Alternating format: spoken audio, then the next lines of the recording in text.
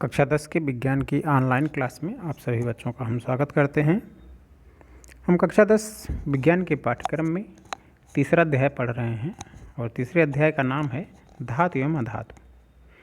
इसमें अभी तक हम धातुओं के गुण, अधातुओं के गुण, भौतिक रासायनिक गुण और फिर धातुओं को कैसे प्राप्त किया जाता है इसके बारे में पढ़ लिया है। उसमें हमने देखा कि धातुओं को प्राप्त करने के मुख्य रूप से 3 चरण होते हैं। एक होता है अयस्कों का समृद्धिकरण, दूसरा होता है परिष्करण निष्कर्षण और तीसरा चरण होता है परिष्करण।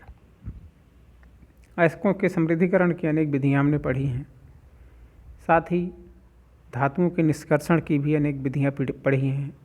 धातुओं का निष्कर्षण हम सक्रियता श्रेणी के अनुसार करते हैं। जो धातु अधिक सक्रिय है उसके निष्कर्षण की दूसरी विधियां होती हैं। जो कम सक्रिय हैं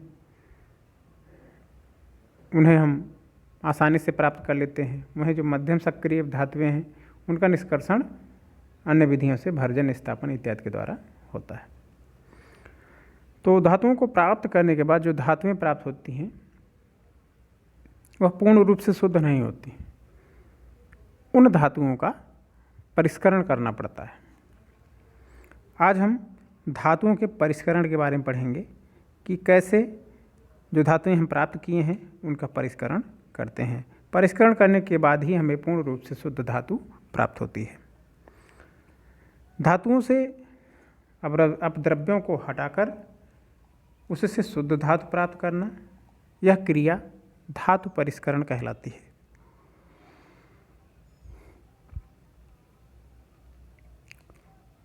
इसकी सबसे जो प्रचलित विधि है वह विद्युत अपघटनी परिष्करण होती है।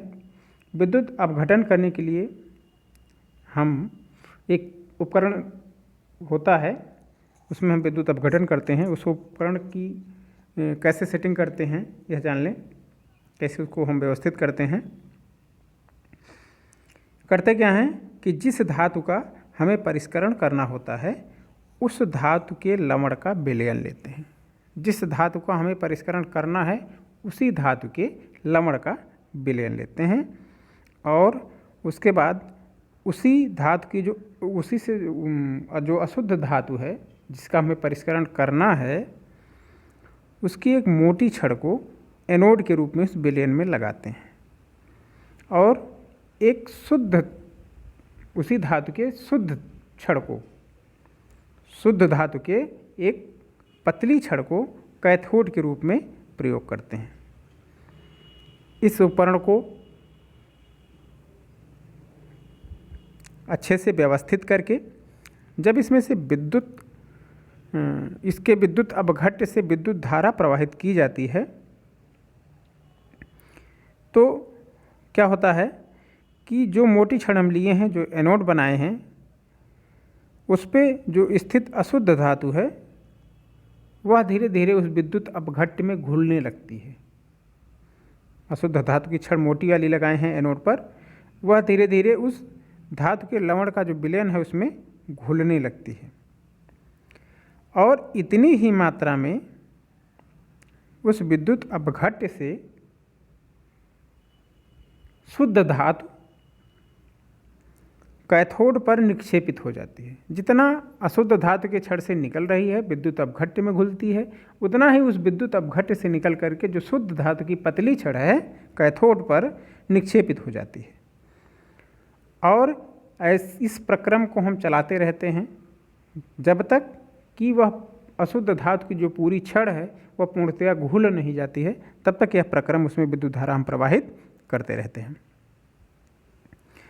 तो होता क्या है कि धीरे धीरे वह पूरी जो छड़ है वह घुल जाती है उस धातु लवण के विलयन में और जो कुछ अबिलेय अशुद्धियाँ होती हैं वह एनोड जो एनोड हम बनाए थे उसकी तली पर निक्षेपित हो जाती हैं। इसको हम एनोड पंख कहते हैं, जो तली पर निक्षेपित हुआ है। यह क्रिया होती कैसे है?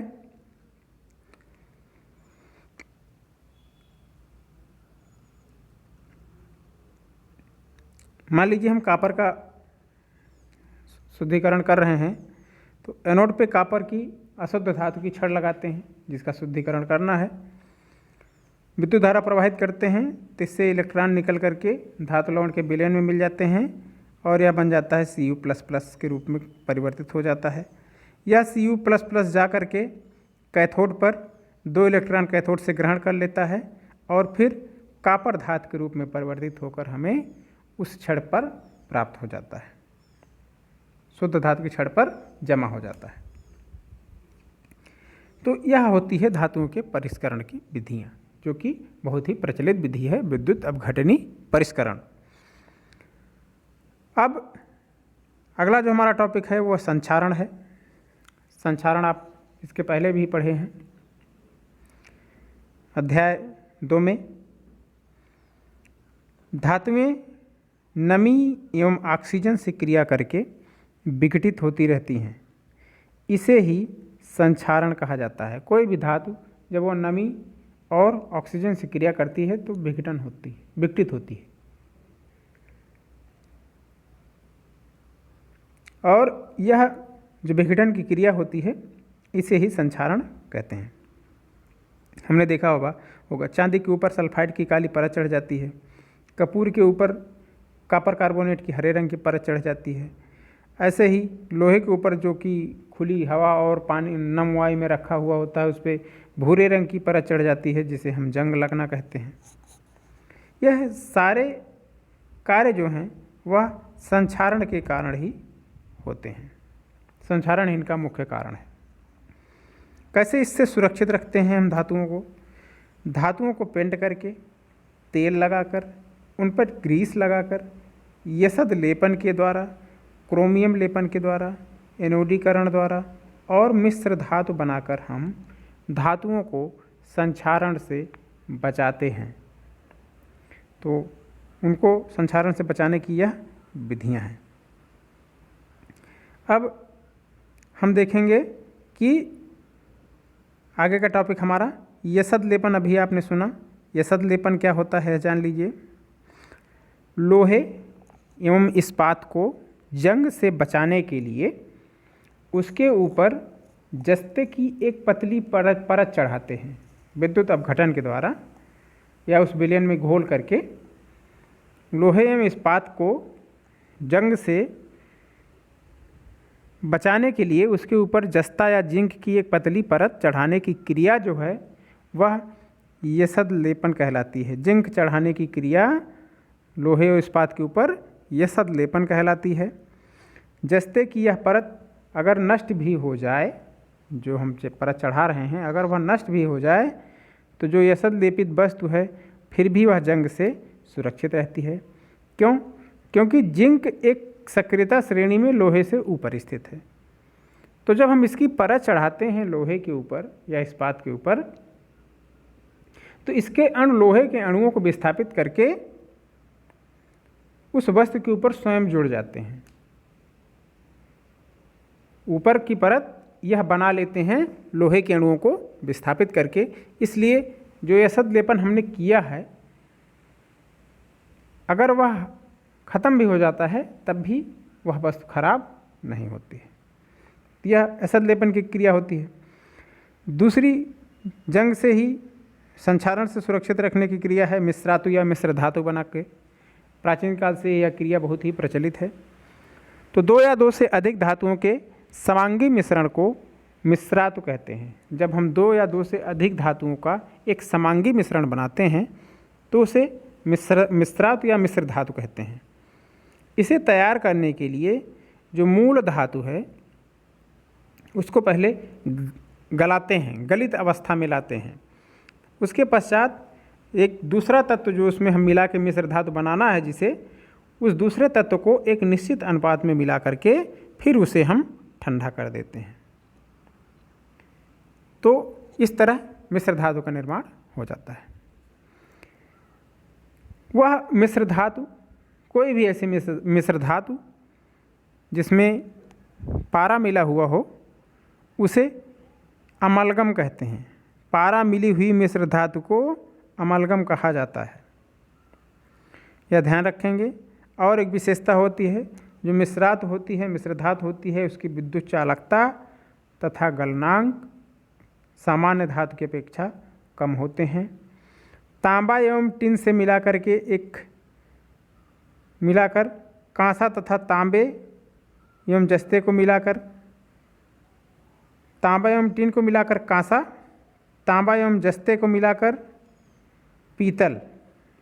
ध्यान देंगे क्या मिलाकर क्या बनता है, तांबा और टिन, इनको जब हम मिलाते हैं तो बनता है कांसा। तांबा और जस्ता, इनको जब मिलाते हैं तो बनता है पीतल। यह दोनों धातुएं बहुत ही उपयोगी हैं, घरेलू उपयोग में बहुत ज़्यादा इनका हम प्रयोग करते हैं। यह दोनों जो धातुएं हैं यह विद्युत की कुचालक होती हैं। ध्यान रखेंगे, तांबा एवं टिन मिलाकर कांसा बनाया जाता है और साथ ही तांबा और जस्ते को मिलाकर के पीतल बनाया जाता है। सीसा और टिन को मिलाकर के एक मिश्र धातु बनाई जाती है जिसे कहते हैं सोल्डर। यह सोल्डर, इसका गलनांक बहुत कम होता है सोल्डर का, और इसका प्रयोग विद्युत तारों को परस्पर वेल्डिंग करने के लिए किया जाता है। तो यह विशेषताएं होती हैं मिश्र धातु की, और बनती कैसे है यह आपने देखा। तो आज के टॉपिक में हमने दो चीज़ें पढ़ी कि धातुओं का हम परिष्करण कैसे करते हैं, और फिर संक्षारण क्या है, और संक्षारण से सुरक्षा करने की विधियां क्या होती हैं। तो आशा करता हूँ बेहतर तरीके से समझ में आया होगा। फिर भी अगर कोई डाउट है तो आप बेझिझक हमसे उसको पूछ सकते हैं, कमेंट करके, फ़ोन करके। हम बाकी मिलेंगे आपसे अगले लेक्चर के साथ। तब तक आप पढ़ते रहें, स्वस्थ रहें, शुभकामनाएं।